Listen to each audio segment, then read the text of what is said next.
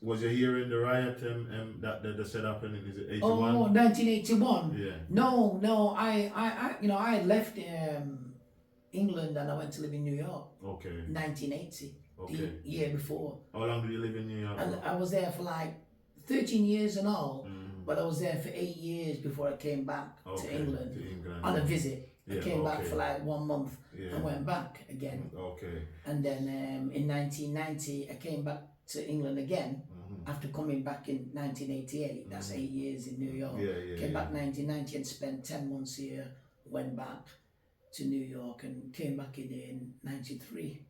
So I couldn't really speak on the riots really, only from what I heard and what I seen on the TV out there in New York. So what from what you've heard, what did you think caused that riot in 81? In 81? In Mossad? Definitely police harassment. Definitely. A lot of police harassment was happening then at that time. Oh yeah, definitely. So you know, like, and I mean, the unemployment was very bad. No jobs, constantly getting harassed. So for a lot of these younger ones now, because like I've just been here 20 odd years now, and I've caught the postcode discrimination, just a bit of it. Like when I used to go for job interviews, 2001, 2002. Yeah. So for example, I would sit down with 5 more people. Yeah. They would go inside the interview. They would spend 20 minutes, 20 half minutes. an hour. I go in, I might be there 5 minutes if that. 5 minutes. And they would say to me, okay, we'll give you a call. We'll give you a call. Yeah. And you never get that call. You never get that call. But for me, who wasn't born here, I didn't really know anything. I was just thinking, okay, someone else got the job. Yes. But then as I start understanding more that basically it was a postcode basically because I was living Mossad.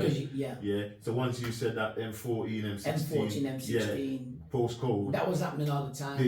But from like I said, because I was born here, I didn't know. Oh yeah, in the 70s that was happening all the time. You wouldn't get a job if you went for a job and said you were from Mossad. And that's what I'm gonna ask you now. Like, what was it like later on them time, like down in them times, 70s, 80s, and 90s? Because like I said, I come here in the 2000s. In the 2000s. 2001. Yeah. So, and that was my experience, but I didn't know what I was experiencing. I was just thinking, okay, I'm late. Yeah. You know what I mean? Someone else got the job before me, one of them people, But then, like I said, only coming to understanding after that it was my postcode. It was your postcode. Yeah, why I didn't get those jobs. Why you didn't get the job. Yeah. And these jobs was just construction jobs or whatever job. It wasn't like no office job. Yeah, no office job or anything. So for someone like you who was born here, brought up in the system and and seeing the racism, actually felt it, explain like to some of these younger ones, because some of them don't know that these things used to go on, job wise.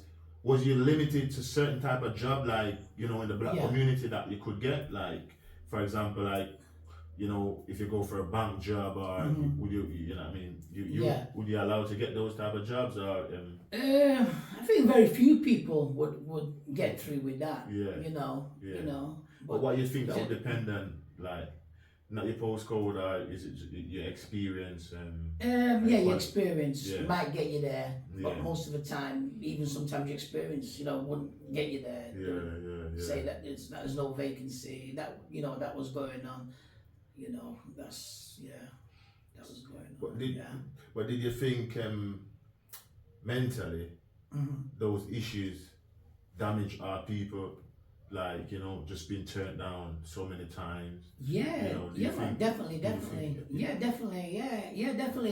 It affects the younger generation here, whether black or white, but most, I'm speaking about black youths. Exactly.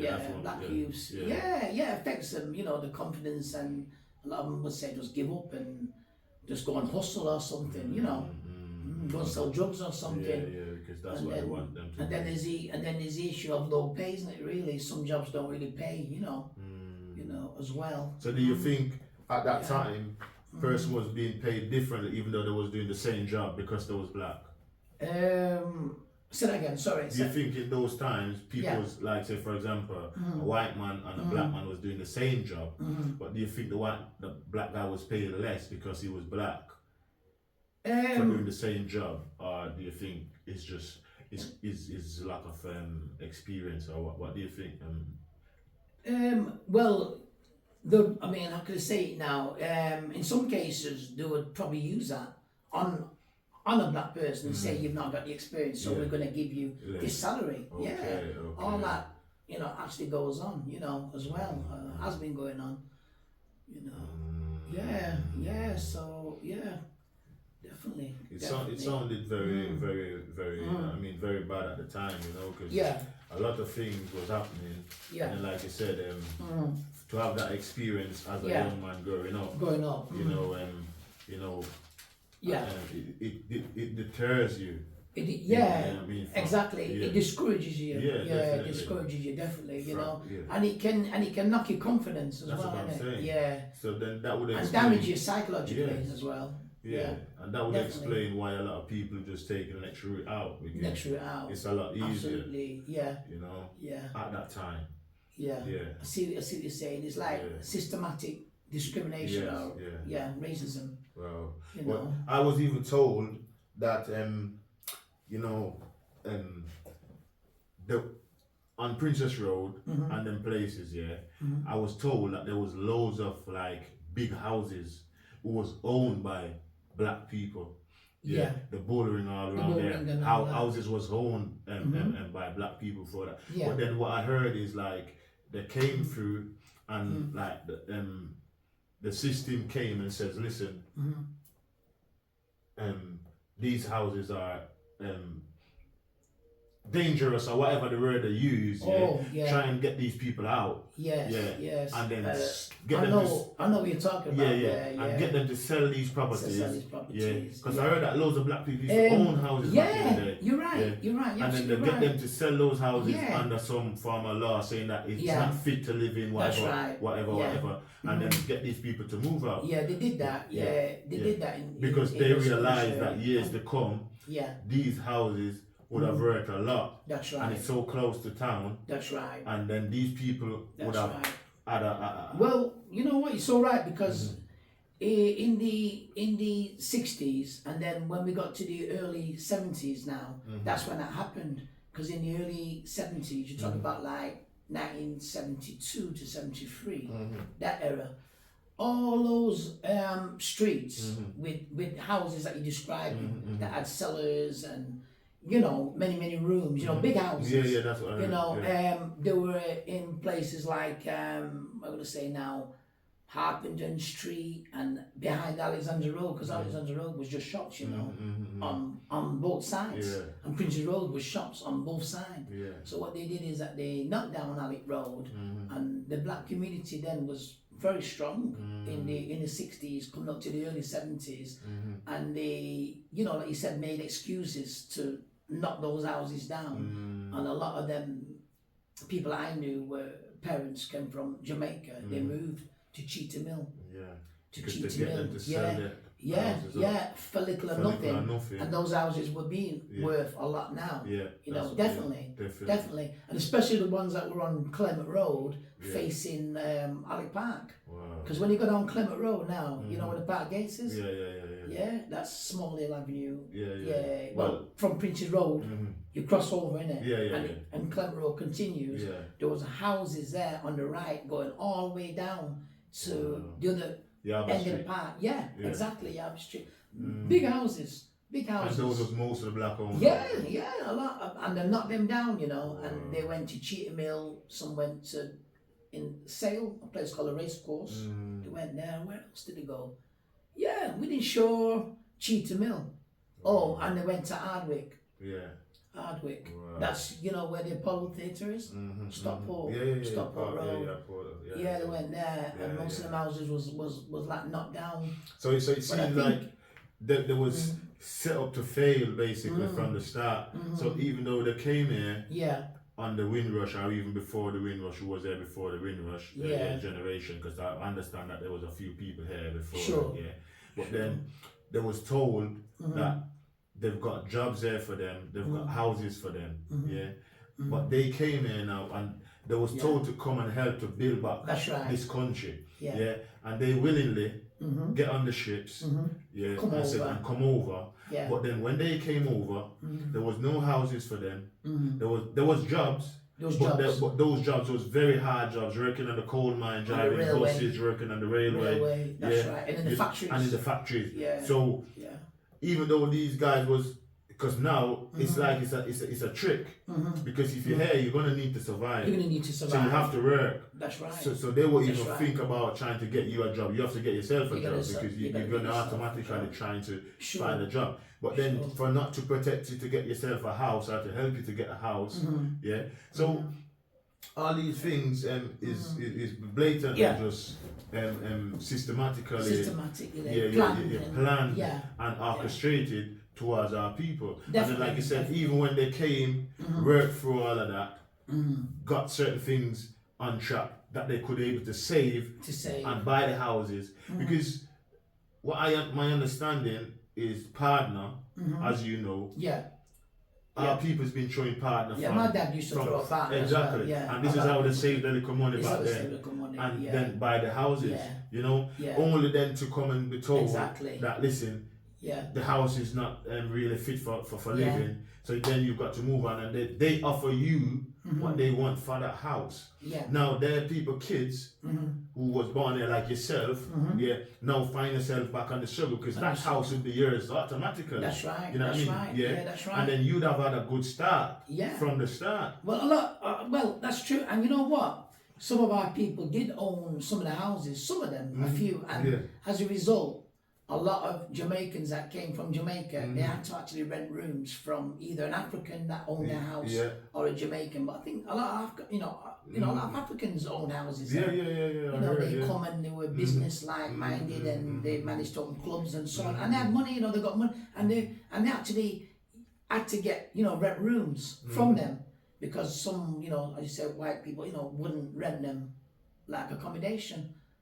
And some did, I believe. I think some whites did. Because not every white people is bad, so we're not going to get that right. Because a lot of white people help a lot of black people. Because not everyone was for the racism. So we have to get that clear as well. That's right. That's right. But it was only sad that there wasn't more being done to help our people in those times of what they was going through, because they've been through a lot physically, psychologically. Sure. You know what I mean? All that, you know what I mean? Definitely. And then still what would be good is, if we could do another program like this, similar to this some other time. And, I know a few people that are, probably well informed to these things that you're talking about, and they could. Definitely, and we definitely want to do that and shed some light, and, have like a panel. Yes. I think you mentioned that to me before, and have a panel of ones that could, because relay this type of information. And this is why I'm saying, Tony, these things like this to me is very important, because I'm saying that if these younger ones know the struggle that people like yourself and your parents have been through, which is their grandparents and their parents and grandparents have been through, to actually let them can able to walk around most side, feeling free today. Absolutely. You know what I mean? But then still maybe not appreciate you know what I mean, what the generation has gone through. Sure. You know what I mean? Just to make them able to do what they're doing now. Because them time, when our parents were working, like you said, in the factories like Dunlop's, that was in town, that was a rubber factory, Dunlop's, and working on the buses. The money wasn't that good, and some parents had like 5 kids to feed. So many a time we wouldn't have no food, or we were just waiting to see where the next meal's coming from, and then you just make do with whatever you've got. You know what I mean?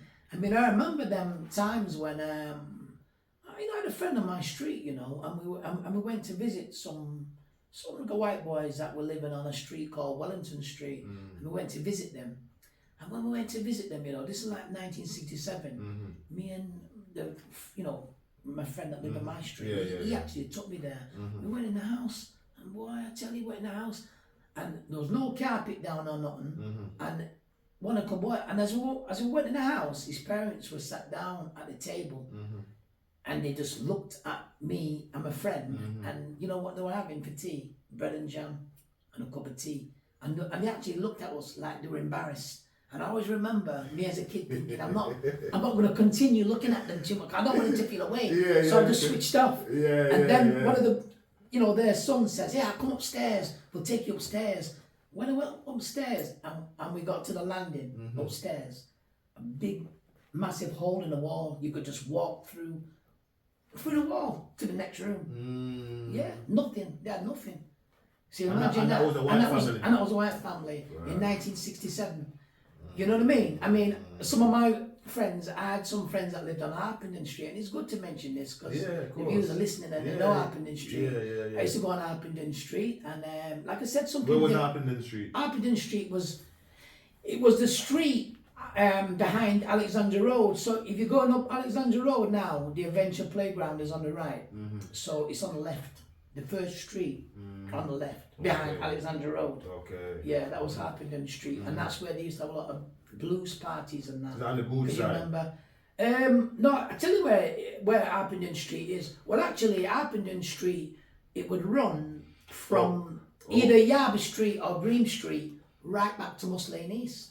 Okay. But it was the first street behind Alec Road, because now, what have you got there now? You got Blanche Street there, but it was even a little bit before that. Oh, is the one beside the Western? Is it that street? No, the one beside the Western was called Meadow Street. Meadow Street. Okay. Yeah, but Harpenden Street was just behind Alexandra Road on the left-hand side, because the right-hand side is the Adventure Playground, isn't it? Yeah.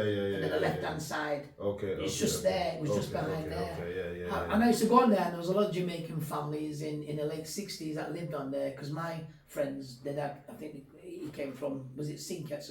And I used to visit them. You could always smell the Jamaican food cooking on a Sunday and that, But a lot of us are poor, didn't have nothing really. Yeah. Wow. It was a different world, and you know what I mean. It was different in the late 60s to compare it till now. Yeah. That's why we have to appreciate what we have. Man. Different times, man. Right, to one of the stories. Different times, So all of this, like I said, people that went through. That's because they're black. You understand? Yeah. And you see, the thing is, as well, what I must say, because some like the viewers might be looking at me now and see my complexion and thinking, well, weird, him look whiter.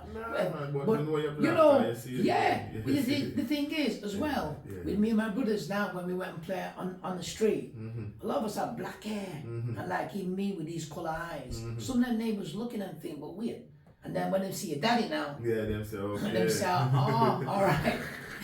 So, that's, Have you ever lived in Jamaica? No, I visited. The first time I visited was like 1978, the first time I visited Jamaica. I'll never forget that. Wonderful experience. The first time. I went with my old man too.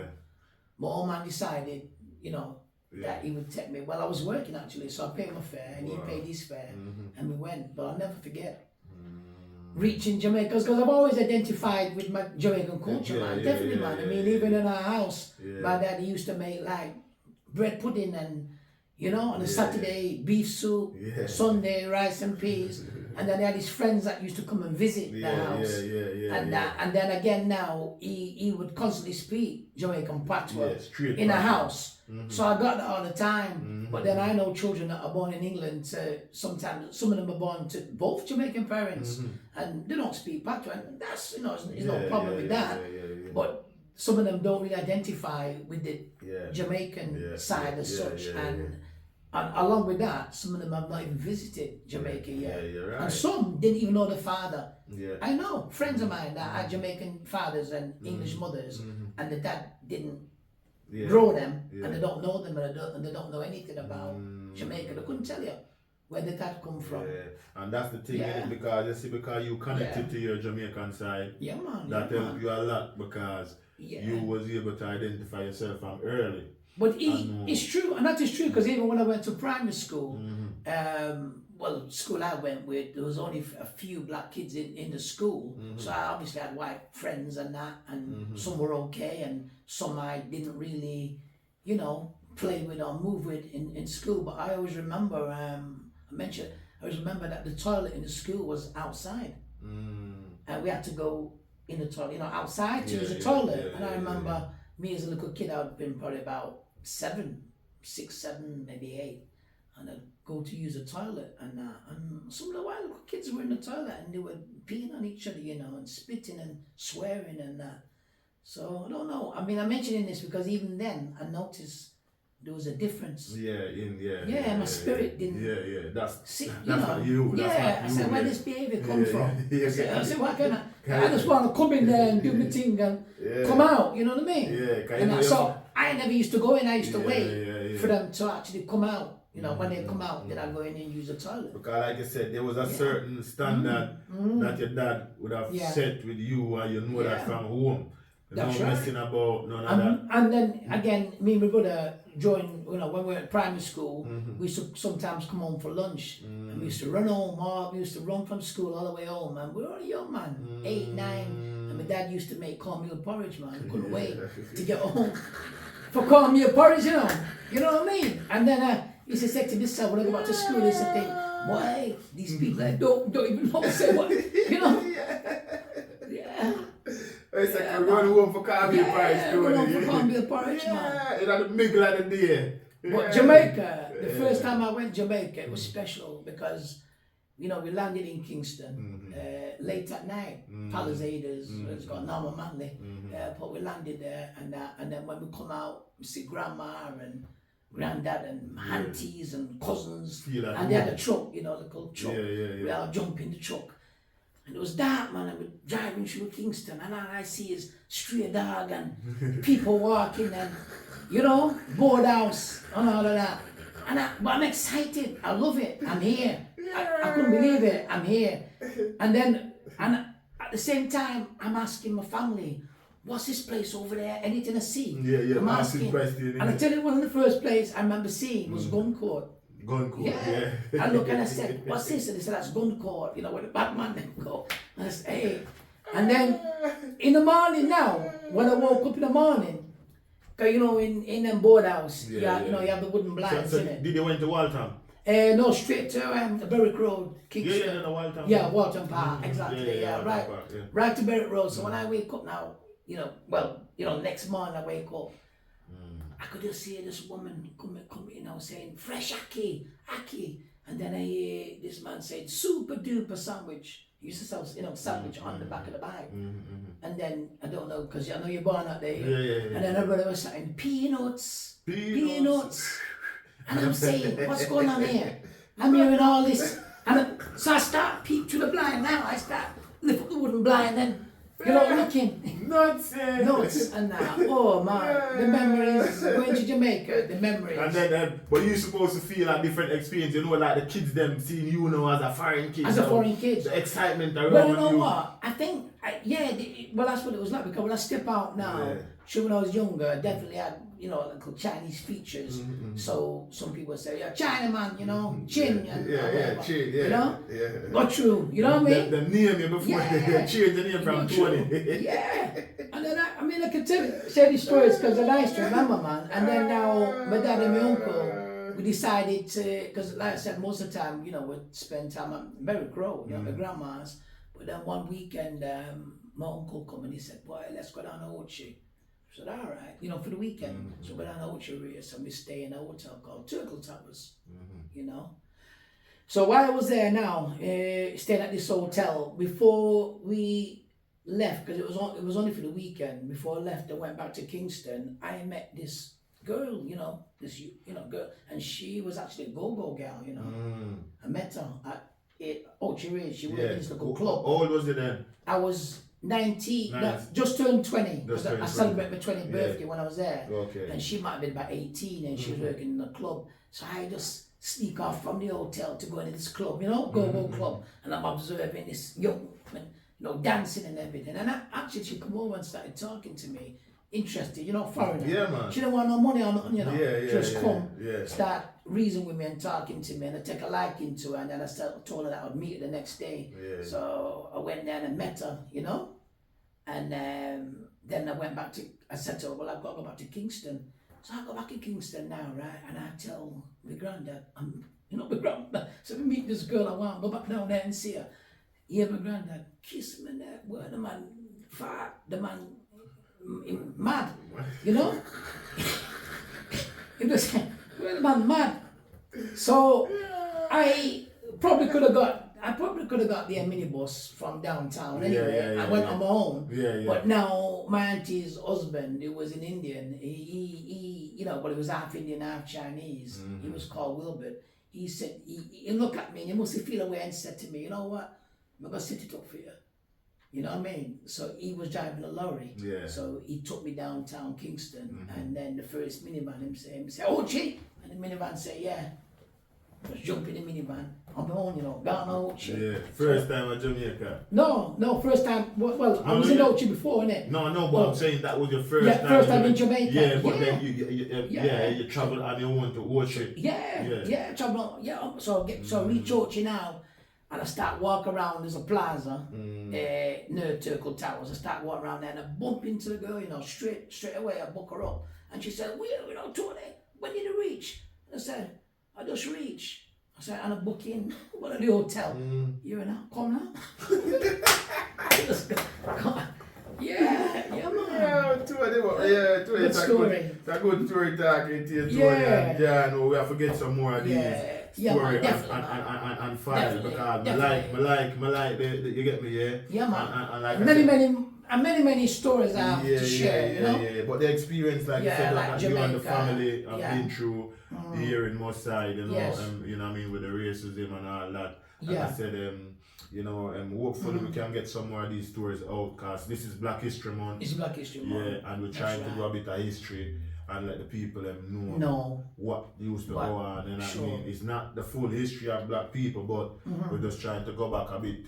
You know what I mean? Because this is what we can get, you understand me? So we can't go all the way back to Africa because we don't have that explanation. But for now, we're in Moss Side. And it's been wonderful, man, talking to you, man. And you're really, really doing good works, Yeah, man, respect to them, man. It would be really good if we can get more people on board to share their stories and their life experiences. Because I've got many stories, to share, even going back to, Jamaica and living in New York and living in England as well, because even something's coming to my mind now, was I worked down at a place called the Midland Hotel. It's called the Crown Plaza now, and a lot of Jamaican women, I know some of their children, they were working there, so I was working with them, and I'll just tell you this quick story.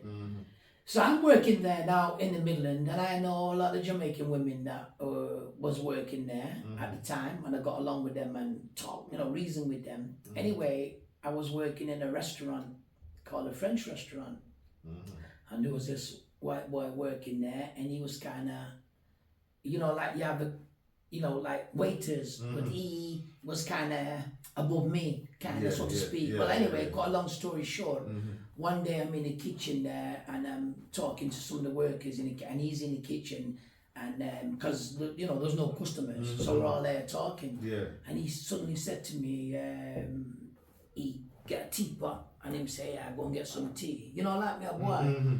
So I said, no, I'm not going to. You go get some tea. So you hear him now to me. He said, well, go inside then. I said, no, I ain't going inside. But there's no customers. So I can step there just like him. Yeah, chip chop just like everybody. So I said that, man. So the boy grabbed me, and you see from him grab me, when I was booking. and you see from me booking now, the reason why I'm telling you, from my booking, him say, you nigger. It's the first time I've ever been called a nigger in my life. Yeah, seriously, he called me nigger. So, I don't know where that come from, whether him see look a black or the fact that he seen how good and well I get along with black people. To him, he must have come to a conclusion he was black. Because look how he flex. You know what I mean? And I never forget it. I book him, and he called me nigger, and then now, one of the black women that I know, she's actually dead now. Her name was Hildebrook. She lived in Old Trafford. She put her arm around me and said, "Come, let's walk it. Calm down." She just walk it out, and she said to me, "You see that? Yeah, you see how you're angling the food there you eat, She said, "It's food that you eat." I never forget her. I love that woman. I love that woman, man. And the boy said to me, then you could see he vexed, but. What am I gonna do now? You want to fight still? Can never expect that for you. He said to me, if you want though, we can still go downstairs and so on. I said, yeah man, if you want.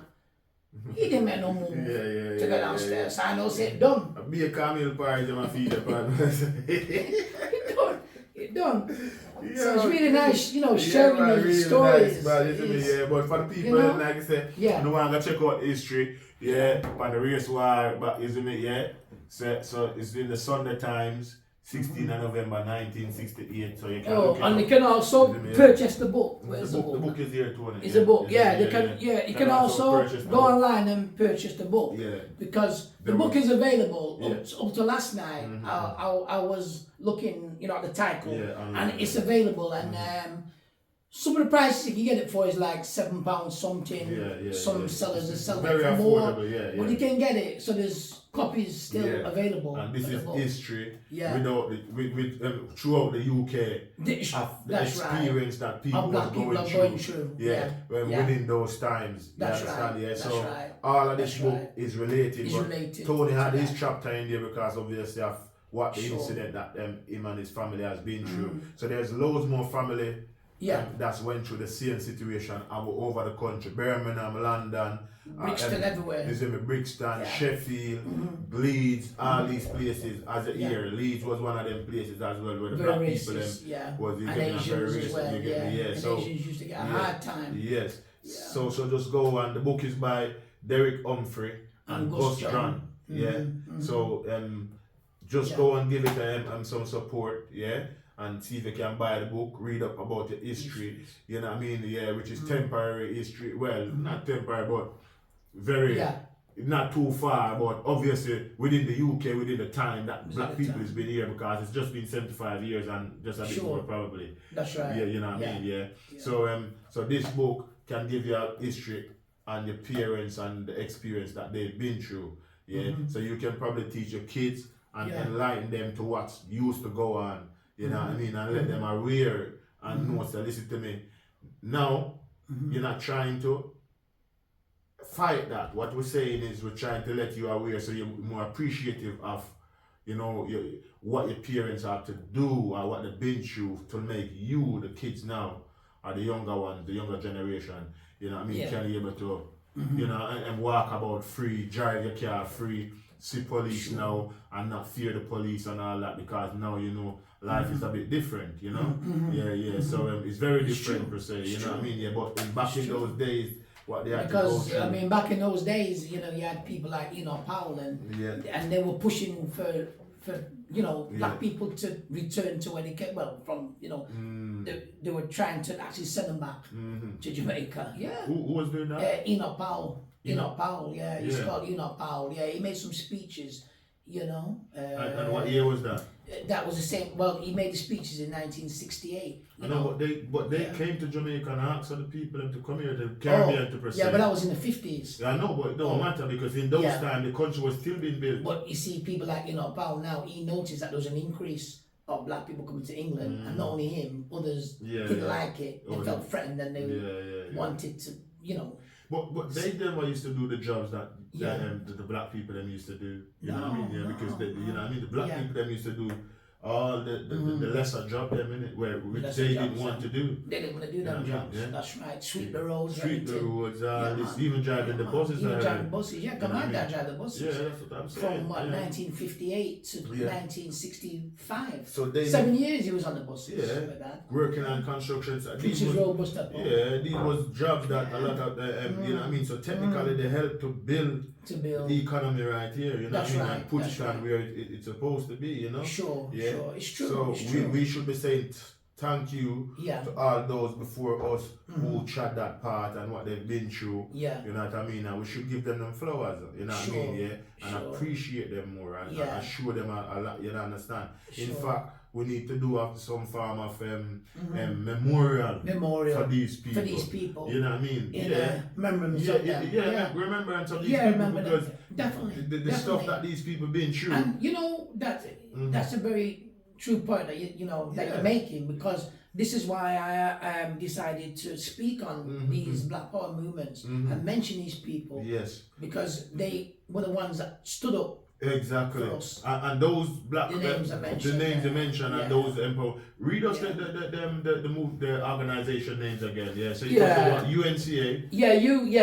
Okay, so you got UCPA. Oh, UCPA. Yeah, that stands for Universal So Colored People's Association, yeah. formed in 1967 to 1970. People should research that. all these people, Yeah, and then the British Black Panthers that were formed in 1968 to 1972. Yeah. And all these organizations came about as a result of not only what they were faced with here, with a brother like Stokely Carmichael coming to Britain in 1967. You know? And in this book, there will be mention of some of those organizations.